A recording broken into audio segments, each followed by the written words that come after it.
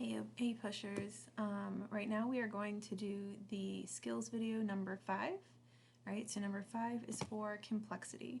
And I apologize that I wanted to try to get this out to you guys earlier this week, but like complexity, our lives become complex and things happen and it makes things complicated. For me and my family, it's our dog.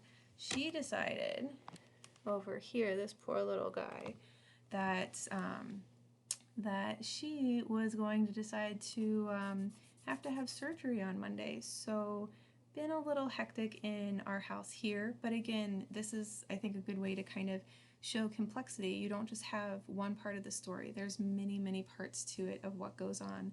And when we think of historical complexity for this last point on the rubric, is we want to show the reader that we realize that there is more to the story than just this small timeline that we might think of in a history book, right? They want to see that you know that there's other stuff going on. They want to see that you know history is complex, right? It's complicated, all right? The best example I can really give you is to think of when you have heard of some friends that were dating for a long time and all of a sudden they broke up and they're like, I can't talk about it, it's complicated. There's a story there, right? It's complex, all right? Relationships are complex. So think of complexity as this relationship in history of complex things happening that made it complicated, all right? Now, this is one of those things on your little mini rubric that I made you guys make, which again, hopefully you've made this, right? If you haven't, I go over this in the rubric video that is on the blog and everything like that. So definitely do this. This is going to be very helpful on test day. But again, you want to show that things are complex. Now, on our little mini rubric, I did cross this out as the idea that 1, I might not have time. 2, the question I get might not be the right one for me when it comes to complexity. Now, there's going to be some topics you're going to get and you're going to be like, I know the complexity right away. Like, I know what made it complicated. Others, you're going to be like, ooh, I'm not super strong in this subject. If that's the case, don't worry about the complexity, right? If you run out of time, don't worry about the complexity, right? I've mentioned this to several people when they have done the practice DBQs and I've given them feedback that College Board has said that you don't have to complete the entire essay in order to get a 5 on the exam, right? They realize you have a short amount of time. They realize that there's a lot of things to do, right? And so with that, what we really want to focus on is all the things we can do, right? Lock in those points that we really know we can do. And again, if we don't get to everything, that's okay. They realize that you don't, like 45 minutes is a really short amount of time. Some people are going to be able to write a really well essay in that entire time, but that's going to be a very short few, right? Because again, it's complicated, okay? And so again, this complexity point, think of it as if you have your cake with the icing, that's great. Everyone wants their cake and icing too. But the cherry on top, that's the complexity. That's that little extra thing that some people are going to be able to obtain and some people might not. But that's okay, right? Because again, it's complicated. So let's real quick look at what the rubric actually says, and then I'm going to show you guys the example that I would give for one of the DBQs we've been looking at. All right, so let me toggle over there. So as part of the rubric, right, we talked about the analysis and reasoning, right? Here is the part where you did the hip or the cap for 2 of the documents. Again, should be something really easy. Everybody should be able to do this part because we know historical context and we're going to have those packets and resource pages with us. Below this is this complexity point, okay? All right, so let's just kind of read through it, figure out what's going on, and again, we'll figure out the best way to do this. So you have demonstrates a complex understanding of the historical development that is the focus of the prompt, using evidence to corroborate, quantify, or modify an argument that addresses the question. So when they say like modify, what they sort of mean is like if the question was all positive of like, oh, we're the best nation in the world, you add in where this, whatever that prompt is, you add in the negative, okay? It's just like, no, we weren't. Here's some examples, okay? So They have all these ways you can do this, and we're going to read through them, but I'm going to show you guys which one I think is the easiest to accomplish, because again, that's really what we want to focus on. All right, so we got explaining nuances of an issue by analyzing multiple variables. This is sort of what I'm going to kind of focus on. All right, it sounds complicated, but it's not. All right, we have explaining both similarities and differences, or explaining both continuity and change, or expanding multiple causes, or explaining both cause and effect. That's going to depend on your question type. That might be easy for some people, that might be hard for others. So that one, again, it's complicated. Explaining relevant and insightful connections within and across periods, right? This one here, a lot of people think of this one and think of the old synthesis, right? Which is where you compare two time periods where something very similar happened. This one you could do, however, I haven't seen, and this is just my experience, so again, I'm telling you guys the information I know, but from reading DBQs at the AP reading, this one has, a lot of people have tried this one, but they have not explained it thoroughly enough and in depth to get that point. So I'm going to kind of shy away from this one just because it's been tried a lot, but not very successfully. Essentially, think of this as almost a full paragraph explaining how two things are connected, okay? Again, that might seem, it depends on the topic, right? This could work, it could maybe not, all right? But again, I haven't seen a lot of times when this has actually gotten that point. So that's why I'm kind of hesitant on telling you guys to do this one, okay? All right, not saying you can't, I'm just not super confident in that one. All right, we got confirming the validity of an argument by corroborating multiple perspectives across themes. This one here and this one at the top are kind of, I'm going to combine them sort of. Qualifying or modifying an argument by considering diverse or alternative views or evidence. These two here sort of go together in a way, and I'm going to give you guys an example to sort of see what's going on with that. Okay, so what we got is the DBQ that we used to look at the analysis before. We're going to use the same one, right, to think about complexity. Okay, now this is just an example. It's the example I've seen get the point the most times, so that's why I'm going to stick with it, because I know it's tried and true, where some of the other ones, I'm not sure. Right, so for this question, we've looked at before, right, we have evaluate major causes of the attitudes towards and the experience of women and minorities. Right, now when we look through the documents, right, we have African Americans. Okay, here this is also dealing with African Americans. This one is fireside chats, also with African Americans, and we have women and we have women. Right, now when you're doing this, obviously your focus is going to be on African Americans and women. However, the term they use in here is minorities. Is that just African Americans? No, right? So this DBQ, this particular one, has left out other minority groups. So to show complexity, I'm going to bring about a new paragraph at the end, or I could put this in the middle if it fits with one of my documents. It's totally okay, right? But I'm going to add in some experiences of other minorities, right? So when you think of World War II, the two groups of minorities that should pop into your head that are in your notes, that again, this is why you got to have those notes available for when you are taking the test, right, is Native Americans and Japanese Americans, right? So Japanese Americans should be the one that everybody's like, oh yeah, I totally remember that one, the Japanese internment camps.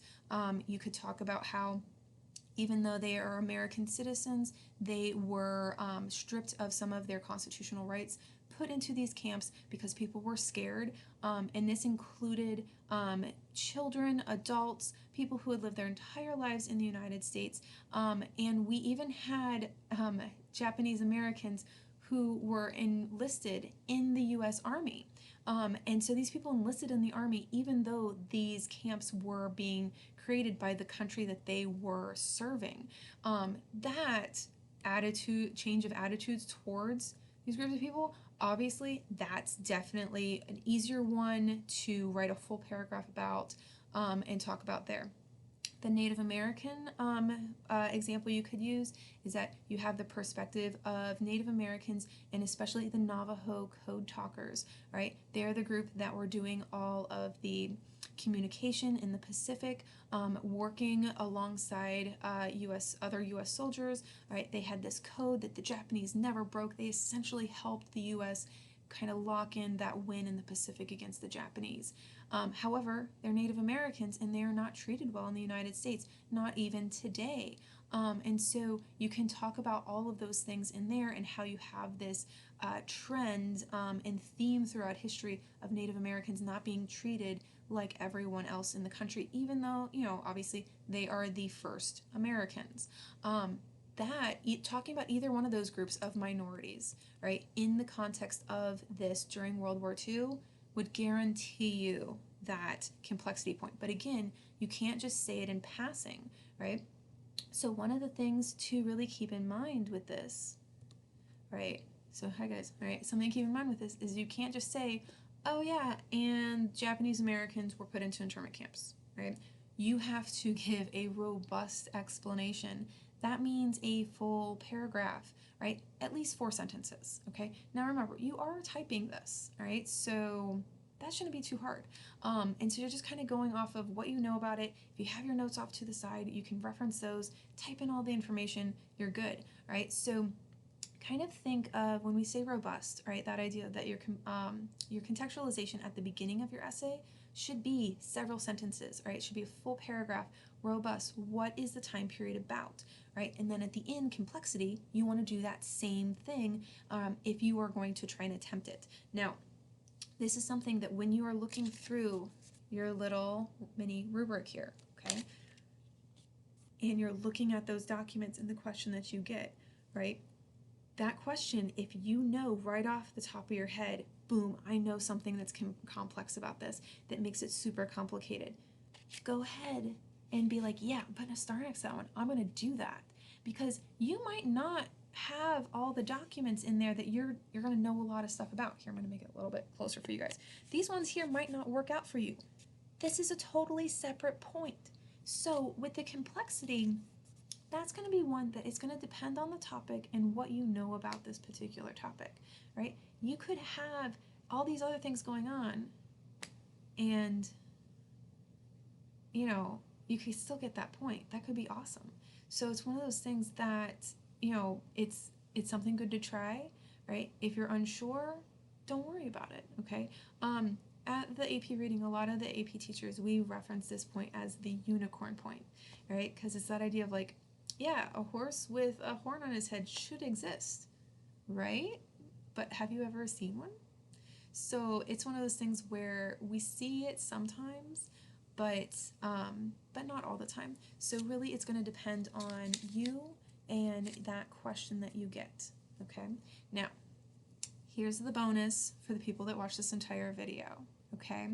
Right, if you've watched this entire video, right, and you have been doing a lot of these practice DBQ things that I've been sending you and everything like that, and you are wanting extra help or extra credit, then what I would like you to do, right, is if you do one of the AP mock exams that they have on YouTube, which are also all linked on the blog, by the way, right, and you do one of those, you can do that one as a replacement for one of the other practices. That's fine, okay? I'll give you credit for it there, right? Or if you've done all 5 and you were like, no, I wanted to do some more, and you do that one can be something extra, right? Extra is sometimes not a bad thing, right? Come on, I'm super extra, right? Well, sometimes.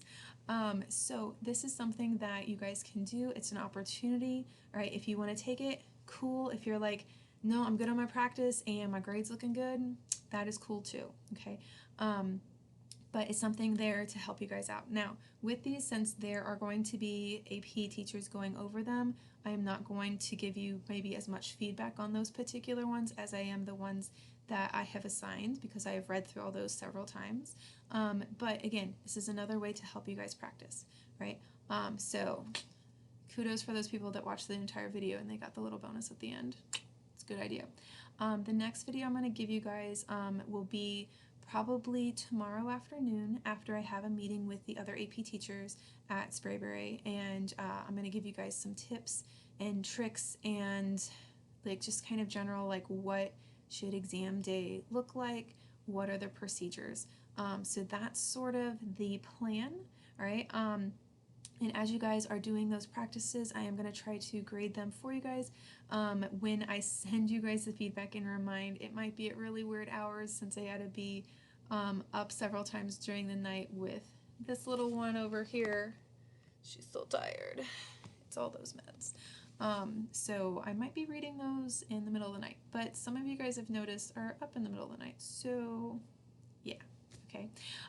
So watch out for that next video. And again, guys, as long as you are preparing, and I've said this multiple times, if you're preparing all your stuff, you have all of your notes and your resource pages, timelines, stuff like that out there for you, all ready to go, you're gonna be fine. You have all that material. Also, guys, anything you prepare that is your stuff, right, is totally usable. So say if, since we know the time periods are periods 3 through 7, I could go ahead and practice and make some contextualization paragraphs on my own that are shared on, that are on my computer, not shared in the internet, because that might trigger some bad things. We'll talk about that in another video, right? But what if I did a contextualization for every single time period? It's my work. I can use it, right? Maybe when I get the prompt, I might change a sentence here or there, but it's basically already done. I could also look through, I have kind of a bank of a bunch of thesis statements that are mine, right? Remember, it has to be your work, okay? Because otherwise it'll trigger some weird stuff, right? You paid a lot of money for these weird things, but it's going to trigger something, right? It's not going to be good. But if you're making your own thesis statements and you make a couple of them, right, use them as a model, right? Once you get the question, take that thesis statement, plug in the things that you need, but you have the basic structure there, right? These are good things to try. It's definitely probably what I would do. That might lessen my stress for test day because I'm like, boom, my contextualization's right there. Copy and paste into my Word document that I'm going to type in the rest of my stuff. Why not? Right? So, and again, all those technical things, we are going to talk about those in the next video. Do not stress out about them. If any point you guys have questions, please send me a message on Remind. Again, I'll get to it here or there. It's probably not going to be right away, but it might be, right? It just sort of depends on what's going on that day. So for you guys, you know, stay the course, right? I wanted to make this on Monday as, you know, may the 4th be with you. But that didn't quite happen. So, but anyhow, you guys are gonna do great, right? Just keep on keeping on, right? And again, send me those questions when you have them, so that I can help out the best I can. Okay, right? And until then, I'll see you guys.